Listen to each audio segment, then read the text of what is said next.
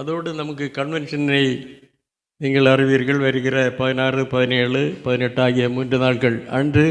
இந்த 3 நாட்களும் லீவு நாட்கள் தான், பொங்கல் லீவுகளாக இருக்கிறது. சகோதரன் அந்த காரியங்களை எடுத்து சொன்னார்கள். அன்பானவர்களே, சோத்திரம். சிலருக்கு ரட்சிக்கப்பட்டால் மட்டும் போதும், அப்படியாக இல்லை. நம்ம ரட்சிக்கப்பட்ட நம்முடைய ஆத்துமாக்கள் தெய்வராஜ்யத்தில் கடந்து செல்லும் என்பதற்கு சந்தேகமில்லை. இன்றைக்கு அநேகர் ரட்சிப்பை பற்றியோ மரணத்துக்கு பிற்பாடு உள்ள காரியத்தை பற்றியோ அநேகர் சிந்திக்கிறதே இல்லை. அது எப்படி போனாலும் போட்டு அதை பற்றி யார் கண்டது, சோத்திரம், யார் கண்டது என்று சொல்லி அநேகர்கள் அதை நிர்விசாரமாக அதை விட்டு விடுகிறார்கள், உணர்வில்லாதவர்களாய். கடைசி நாட்களில் அப்படி தான் இருக்கும். லோத்தின் நாட்களில் அப்படி தான் உணர்வற்றவர்களாக இருந்தார்கள். லோத்தின் மனைவி திரும்பி பார்த்து உப்பு தூணாய் மாற்றப்பட்டதற்கு காரணம், அந்த தேவ தூதர்கள் அவரை கரம் பிடித்து அழைத்தும் அவள் அதை அசட்டை பண்ணி அவள் உப்பு தூணாக மாற்றப்பட்டாள்.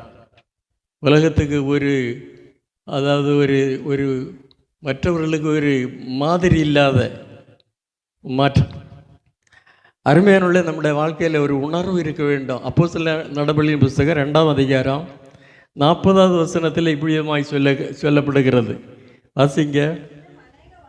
இன்னும் அநேக வார்த்தைகளாலே சாட்சி கூறி, பாருங்கள், மாறுபாடு உள்ள இந்த சந்ததியை விட்டு விலகி உங்களை ரட்சித்து கொள்ளுங்கள். இந்த உலகம் ஒரு மாறுபாடு உள்ள சந்ததி, மாறுபாடு உள்ள சந்ததி. அவங்களை விரோதிக்க வேண்டாம், அவங்களுக்கு நம்மால் என்ற நன்மைகளை செய்யலாம். ஆனால் இந்த மாறுபாடு உள்ள சந்ததியோடு சேர்ந்து நம்ம எதையும் செய்ய முடியாது. பன்றி கூட்டத்தோடு ஆட்டு கூட்டம் சேராது. அது செப்பரேட்டாக தான் இருக்கும். அது தன்னை சுத்தப்படுத்தி அது எப்போதும் தன்னை காத்து கொண்டு அது அப்படி செப்பரேட்டாக இருக்கும். பன்றியோட சேர்த்தது படுக்குமா, பன்றியோட சேர்த்தது வாழுமா? வாழாது. இந்த உலகத்திலே மக்களுக்கு அந்த உணர்வு இல்லாத ஒரு நிலையில் எம்மதும் சம்மதம்னு சொல்லி வாழுகிற ஒரு கூட்டம் காணப்படுகிறது. நாம் அதில் நம்ம ஏமாந்து போகக்கூடாது. அன்பானவர்களே, இப்போ நமக்கு தெரியாது. நமக்கு அந்த வயதாகி அந்த பலவீனங்கள் நான் வரும்போது, அந்த மரண காலகட்டங்களில் வரும்போது அந்த ஒரு வெப்பராளம் உண்டாகும். அந்த சமயத்தில் ஒன்றும் செய்ய முடியாது. அநேகர் அப்படி வெப்பராளப்பட்டார்கள், ஒன்றும் பண்ண முடியாது. ஆயத்தமாக இருந்தவர்கள் சந்தோஷமாக இருப்பார்கள், சந்தோஷமாக இருப்போம். மனைவியோட அந்த இதில் எல்லோரும் முகத்தை வாட்டி, அந்த மனைவி நல்ல ஒரு உண்மை உள்ள ஒரு பாத்திரம். எல்லா ஊழியர்களோட மனைவிகளும் அப்படி இருக்க மாட்டார்கள். சிலரெல்லாம் நல்ல ஆத்துமாதாயம் பண்ணுகிற ஒரு நற்சாட்சி உள்ளவர்களாக இருப்பார்கள். பாருங்கள், அப்படி இருக்காங்க, அப்படி உலகத்தில் இருக்கா. அதனால் எனக்கு அன்பான ஆண்டோட பிள்ளைகள், நம்முடைய வாழ்க்கையில் தான் ஏதாவது செய்ய முடியும். நாம் இந்த உலகத்தை விட்டு போனால் ஏதாவது நன்மை செய்ய முடியுமா? அப்படிப்பட்ட ஒரு நல்ல எண்ணத்தோடு நாம் காணப்பட வேண்டும். இந்த கன்வென்ஷன் 3 நாட்கள் இருக்கிறது. வெள்ளி வருகிற 16ஆம் தேதி வெள்ளி, 17 சனி, 18 ஞாயிறு. இந்த 3 நாட்கள் இந்த கன்வென்ஷன் கூட்டங்களுக்காக நாம் ஜெபிக்க வேண்டும். நம்முடைய ஜெபங்களில் நாம் அதற்காக ஸ்பெஷலாக ரட்சிக்கப்பட்டதற்குள்ள பிரதிபலன் நமக்கு உண்டு. இனி ஆத்துமாக்களை ஆதாயப்படுத்துவதற்காக ரெட்டிப்பான ஒரு ஆசீர்வாதம் நமக்கு உண்டு. ஆத்துமாக்கள் உலகத்தை பார்க்கலும் விலை மதிப்புள்ளது ஆத்துமா. ஆகவே நம்முடைய உலகத்தில் சொத்து சேர்க்கிறவர்கள் இந்த உலகத்தில் ஆசீர்வாதமாக இருப்பார்கள். சோத்திரம், பரலோக சொத்து இந்த ஆத்மா சேர்க்கிறது. அதை நாம் அதற்காக ரட்சிக்கப்பட்ட தேவனுடைய பிள்ளைகள் அதற்காக நீங்கள் ஜெபிக்க வேண்டும். 2வது உழைக்க வேண்டும்.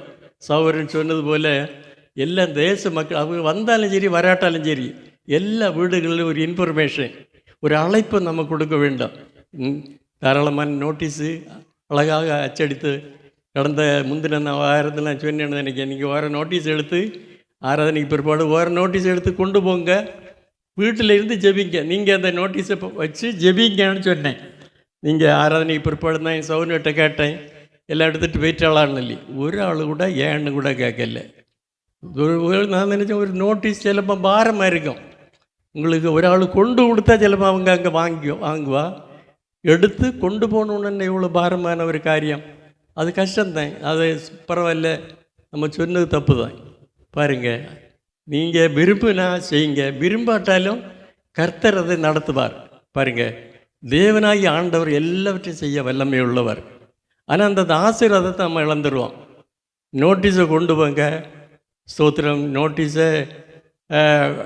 அதுபோல் இந்த வாலிப பிள்ளைகள், உங்களுக்கு ஸ்கூலெல்லாம் லீவு தான், வீடு வீடாக போய் எனக்கிட்ட சென்னையிலேருந்து ஒரு பாஸ்டர் கேட்டார், நீங்கள் வீடு சந்திக்க போகும்போது இந்துக்களுடைய வீடெல்லாம் சந்திப்பீங்களான்னு. நான் இல்லை சார். ஏன்? அவங்களுக்கு ஆண்டவரை அறியண்டாமா? அவங்க ஏற்றுக்கொண்டாலும் கொள்ளாட்டாலும் அந்த வீடுகளுக்கு நீங்கள் போகணும்னு சொன்னார். அதுபோல் எந்த வீடுகளிலும் நீங்கள் அன்பாக சந்தோஷமாக சிரித்த முகத்தோடு அங்கே போய் நாங்கள் இப்படி ஒரு இந்த கிரவுண்டுக்கெல்லாம் நாயன்மாரும் கூட டொனேஷன் தந்திருக்கணும். அந்த கிரவுண்டு வாங்கினது மட்டும்தான் டொனேஷன். அதில் இதில் எல்லாம் நம்ம 6-8 ஒன்றுக்கும் போகல மற்ற காரியங்களுக்கு. அப்போது அவங்களுக்கும் அந்த பிரதிபலன் கிடைக்கணும். சந்தோஷத்தோடு சிரித்த முகத்தோடு போய் என்ன செய்யுங்க, முதலாவது மாறுபாடுள்ள சந்தையை விட்டு விலகக்கூடிய ஒரு ஒரு ஒரு எல்லாரிடத்துலையும் அன்பாக இருக்கணும், எல்லாரிடக்கும் எல்லாம் செய்யணும்.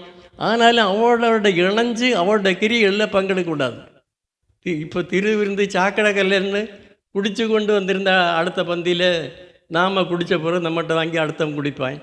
குடிகாரனுக்கிட்ட நம்ம அந்த மாதிரி சிகரெட்டு மற்றது உலக மனுஷனுக்கு கூட இருந்து நம்ம திருவிருந்து எடுக்கக்கூடாது.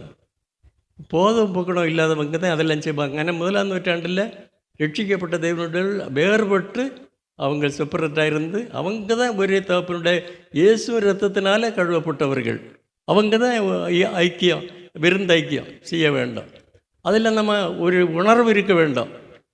மற்றபடி இப்போ நாம் எத்தனை இடங்களில் போகிறோம், அங்கே திருந்து அவங்க எடுத்துகிட்டு போட்டாங்க. அப்படிப்பட்ட ஒரு உணர்வும் ஒரு அறிவும் அப்படிப்பட்ட தன்மை நமக்கு இருக்க வேண்டும். ஆகவே இந்த கன்வென்ஷனில் 2வது நாளில், அதாவது சனிக்கிழமையில், அன்பு சகோதரன் பினு அவர்கள் இந்த பிரசங்கிமாருக்கு மற்ற வெளியில் வரக்கூடிய முக்கியமான அந்த ஒரு அந்த வழக்கம் போல் நம்ம செய்யக்கூடிய அந்த விருந்து வைக்க ஒழுங்கு ஜமீன் இடத்துல சொல்லியிருக்கிறார். இப்படி 2வது நாளில் மாலையில் கன்வென்ஷன் முடிந்த பிறகு ராத்திரி வேளையில் உள்ள விருந்து நாங்கள் செய்கிறேன்னு சொல்லி ஏற்பாடு பண்ணியிருக்கிறது. இனி முந்தின நாள் வெள்ளிக்கிழமை, ஞாயிற்றுக்கிழமை 2 நாளும் ராத்திரி விருந்து வைக்க வேண்டி இருக்கிறது. யாராவது நீங்கள் விரும்பினா, அது உங்களை வைக்கணும்னு நான் சொல்லலை, உங்களை விரும்பினா நீங்கள் ஜமீன்கிட்ட பேசி அந்த நாளில், ஏன்னா அவன் தான் இந்த நமக்கு சபை நாள் விருந்து காரியங்கள் எல்லாம் அந்த ஹோட்டலில் சொல்லி ஹோட்டலில் இல்லை ஒரு வீட்டில் சொல்லி அதை ஏற்பாடு செய்ய இருக்கிறது. ஆகவே அந்த இதில் நீங்கள் அப்படி செய்யதாக இருந்தால் அப்படி சொல்லி ஒழுங்கு 2 நாளுக்குள்ளால் சொல்லி ஏற்பாடு பண்ணுங்க. இல்லாட்டாலும் பரவாயில்ல, நீங்கள் உங்கள்கிட்ட வறுமை கஷ்டங்கள் அப்படி கடந்தோல்லை இப்படியெல்லாம் இருக்கவங்க, நீங்கள் அப்படி ஒன்றும் ஆண்டவர் நம்ம அப்படி பிச்சு பிடுங்க ஆளுந்தும் இல்லை. நீங்கள் எல்லா காரியங்களும் செம்மையாக நேர்மையாக கர்த்தரால் நடத்த முடியும். அவர் ஸ்தோத்திரம், அவரால் எல்லாம் முடியாத காரியங்கள் ஒன்றும் இல்லை. ஸ்தோத்திராகவே எனக்கு அன்பான ஆண்டவருடைய பிள்ளைகளை, இங்கே ஒத்துழைப்பது அது நமக்கு இப்போது 9:30 மணிக்கெல்லாம் கன்வென்ஷன் இந்த காலத்தில் முடிக்கணும். எழுதி வாங்கிட்டு தான் பெர்மிஷன் தருவா. 9:30 மணிக்கு எல்லாம் வைக்கணும். அதுக்கு பிறகு ரேடியோலாம் போட்டு அதெல்லாம் அலோவ் பண்ண மாட்டான். அதனால் நேரத்தை வந்து கன்வென்ஷனில் எல்லாம் பங்கெடுத்து நம்ம சபை ஆட்களாகுது. மற்றவங்க அவங்க விருப்பம் போல் வரட்டு. எல்லா காரியங்களிலும் நீங்கள் ஒத்துழைத்து ஜெபித்து ஒத்துழைத்து இதை நடைமுறைக்கு கொண்டு வரும்படியாக உங்களை மிக அன்போடு கேட்டுக்கொள்கிறேன். சகோதரன் சொன்னது போல் இன்றைக்கும் இந்த கன்வென்ஷனில் அந்த கிரவுண்டு இல்லை சைடில் எல்லாம் முள்ளு வேலியல்ல அல்ல இரும்பு வேலியெல்லாம் போட்டு 2 நாளாக அன்பு சகோதரன் ரவிச்சந்திரன் என்னுடைய ஏற்பாட்டில் அந்த வேலைகளெல்லாம் செய்து முடித்திருக்கிறார்கள். இனி அது பெயிண்ட் மட்டும் அடிக்கணும், மீதி காரியங்களே. ஏன்னா பிள்ளைகள் எல்லாம் அதில் ஒன்று சாடி விழுந்துடக்கூடாது, அதுக்காக எல்லாம் ஒழுங்காக செய்யப்பட்டிருக்கிறார். நமக்கு ஒரு அழகான ஒரு கன்வென்ஷன் கிரவுண்டு அது ஆயத்தமாக இருக்கிறது. நமக்கு ஒரு 15 மூடு 10-20 மூடு ரப்பர் தண்ணது வெட்டுக்கூலி, எடுப்பு கூலி, அடிக்கூலி, உணக்கு கூலி, விற்பனை இதெல்லாம் கொடுத்து வரும்போது இதில் ஒன்றும் கிட்டாது. வரவும் செலவும் சமமாக இருக்கும். அதனால அதை 22,000 விற்று அந்த பணத்தையும் இட்டு வேறு நம்மளோட பணத்தையும் இட்டு நல்ல அழகான ஒரு கிரவுண்டை யாராவது போய் பார்த்துறீங்களா இல்லையான்னு தெரியாது, பார்த்தவங்களுக்கு தெரியும். ஒரு நல்ல கிரவுண்டை செய்யப்பட்டிருக்கு. அதை கர்த்தருடைய கிருபை இறக்கம். ஒரு 600 பேருக்கிட்ட அதில் இருந்து ஜனங்களை கொண்டு வர வேண்டியது நம்ம பொறுப்பு. ஜனங்களை நம்ம தேடி பிடிச்சி கொண்டு வரணும். அதுதான் ஆத்ம ஆதாயம் பண்ணுகிற வேலை. ஆத்ம ஆதாயம் பண்ணுகிற வேலை. சாது சுந்தர சிங்கு ஒரு ஒரு கிராமத்தில் போய் சுவிசேஷம் அறிவித்தோடனே ஒருத்தன் சொன்னானா, இங்கே ஒன்றும் அறிவிக்கண்ட இந்த வழியாக போனால் உங்களுக்கு நிறைய வீடுகள் இருக்குது, போய் தாராளம் ஆளுகளை மக்களை கூட்டி வரலாம்னு சொன்னாராம். அவன் போய் பார்த்து போகிறோம். வனம் 40 மைல் வனத்தில் அவன் திருப்பி, ஏன்னா இவரை கொல்லணும் வனத்தில். அவர் அங்கங்கே ஆகிட்டு போய் குகைகளை காணும்போது அங்கே தங்கி அந்த தேசத்தில் எல்லாம் சுற்றினாராம். இப்படியெல்லாம் ஆத்மாதாயம் பண்ணியிருக்கு பாருங்க. ஏன்னா தெய்வத்தோடு வாசம் பண்ணுவதற்குள்ள ஒரு தாகத்தினால. எனக்கு அன்பான ஆண்டோட பிள்ளைகளை, நாம் அந்த மாதிரி நம்மால் ஈன்றதை ஆண்டவர் கொடுத்த தாளந்தை இந்த பூமியில் இருக்கும்போது நாம் செய்வோம். கர்த்தர் நம்மை